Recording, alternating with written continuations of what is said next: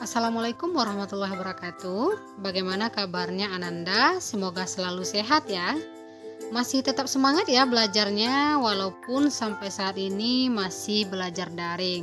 Mari kita sama-sama berdoa agar pandemi ini segera berakhir sehingga Ananda bisa kembali ke sekolahnya masing-masing. Baiklah Ananda, materi kita kali ini mengenai budidaya. Lebih tepatnya budidaya tanaman hias. Nah, semuanya pasti punya tanaman hias ya di rumahnya masing-masing. Berikut adalah peta konsep pada pembelajaran budidaya tanaman hias. Terdiri dari pengertian, jenis, manfaat, serta teknik budidaya tanaman hias. Tujuan pembelajaran. Setelah menonton tayangan berikut, diharapkan siswa mampu menjelaskan keragaman tanaman hias di lingkungan sekitar sebagai wujud syukur terhadap Tuhan Yang Maha Esa, mengidentifikasi keunikan tanaman hias, melaksanakan praktek budidaya tanaman hias sesuai dengan komoditas tanaman hias setempat, dan terakhir mengomunikasikan hasil budidaya tanaman hias baik secara lisan maupun tulisan. Nah, kira-kira apakah yang dimaksud dengan budidaya tanaman hias? Ada yang tahu? Pengertian budidaya tanaman hias. Sebelum kita memahami pengertian budidaya tanaman hias, terlebih dahulu kita harus paham apa makna dari tanaman hias itu sendiri. Tanaman hias merupakan berbagai jenis tanaman baik yang berbentuk ternak, merambat, semak, perdu ataupun pohon yang berfungsi sebagai penghias. Budidaya tanaman hias adalah suatu kegiatan dalam mengembangkan tanaman hias mulai dari proses menanam, merawat, hingga panen. Budidaya tanaman hias disebut dengan florikultur, khususnya untuk jenis tanaman yang berbunga. Budidaya tanaman hias berbeda dengan budidaya tanaman pertanian atau tanaman buah. Metode perawatannya pun berbeda agar menghasilkan kualitas tanaman yang baik.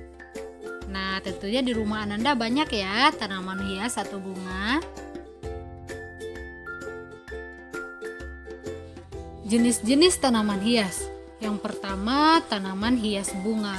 Tanaman hias bunga merupakan yang paling populer di kalangan masyarakat karena yang namanya bunga pada tanaman sangat identik sekali untuk dijadikan hiasan. Bunga tanaman tentunya memiliki berbagai macam bentuk dan warna tergantung jenis tanamannya.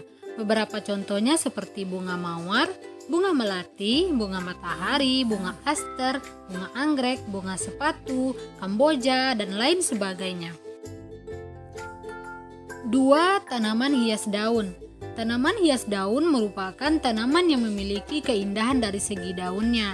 Biasanya tanaman hias daun tidak berbunga, dan tanaman jenis ini tentunya lebih awet dan tidak mudah layu atau gugur seperti tanaman hias bunga. Tanaman jenis ini cocok sekali ditempatkan di luar maupun di dalam ruangan. Contohnya kuping gajah, suplir, aglonema. Aglonema ini yang lagi viral sekarang ya. Palem kuning dan lain-lain sebagainya. 3. Tanaman hias pohon, yaitu pohon yang menarik untuk dijadikan sebagai tanaman hias. Biasanya pohon yang ukurannya tidak terlalu besar dan memiliki keindahan baik dari segi batang ataupun tangkainya. Tanaman hias pohon umumnya ditempatkan di luar rumah seperti halaman atau taman. Contohnya beringin, bambu Jepang, bambu kuning, dan lain sebagainya.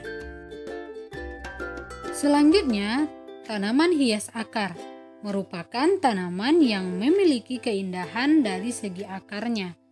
Biasanya, supaya akar tanaman tersebut terlihat lebih indah, maka harus ditata tentunya dengan keterampilan khusus. Contohnya seperti adenium ataupun beringin. Nah, di samping ini adalah contohnya. Terakhir adalah tanaman hias buah. Sebagian orang sering menjadikan tanaman yang menghasilkan buah sebagai hiasan juga. Karena perpaduan antara tangkai, daun, dan buahnya yang indah, maka cocok dijadikan sebagai tanaman hias.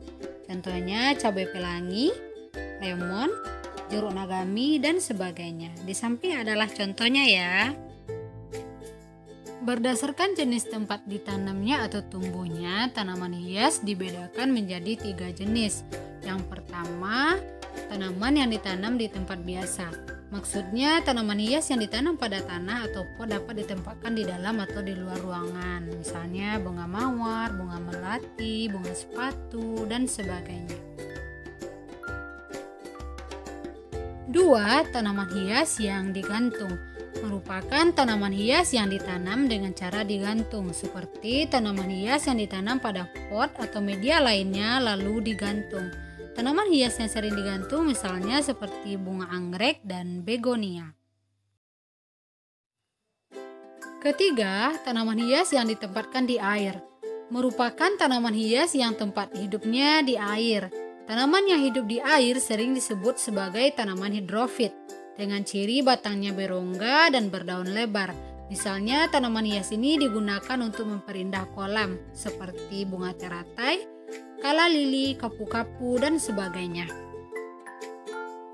Manfaat budidaya tanaman hias.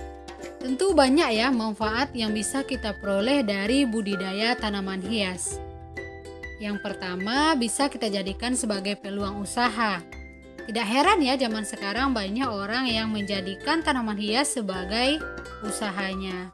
Kemudian yang kedua, mengembangkan jenis tanaman hias. 3. Memperindah lingkungan.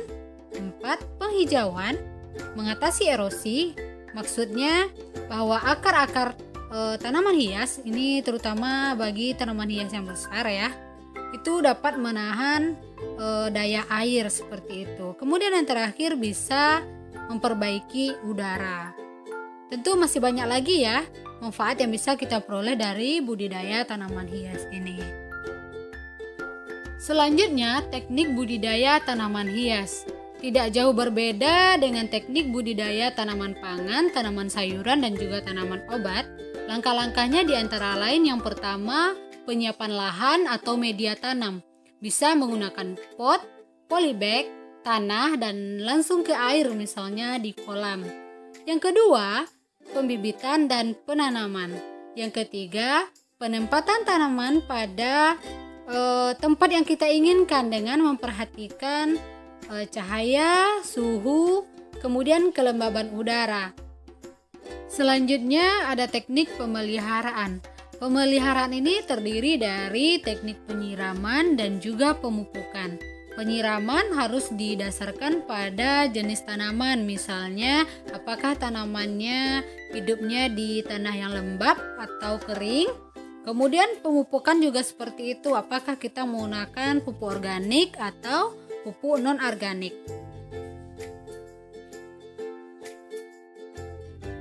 Nah, bagaimana dengan materi budidaya tanaman hias Ananda? Apakah sudah paham?